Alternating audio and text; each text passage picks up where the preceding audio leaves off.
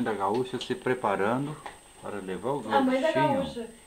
A mãe do gaúcho, né? Esqueci, a mãe do gaúcho. A mãe da gaúcha. É, se preparando para levar o gurizão. Aonde? Não era portão? No aeroportão. Para fazer o quê? Pegar o aviãozão. Vai fazer cocô? No avião? Ai, de avião! Meu Deus do céu, vai acordar os vizinhos, amor. Mas não aguento minha emoção.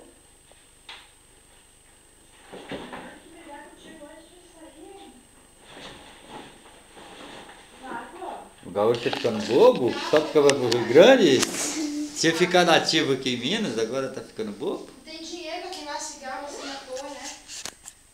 O que foi? Tem dinheiro pra queimar cigarro à toa, né? Ah, tá desculpada. É desculpada. Então começa a partida do gaúcho de volta à terra natal. Tem trancado aqui ainda e pegar a chave, ó.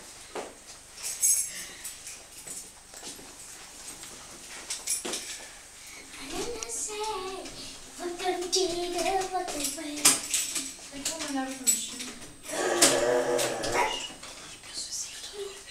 Direitos dos corpos humanos. Teu corpo humano. Direitos humanos, tia.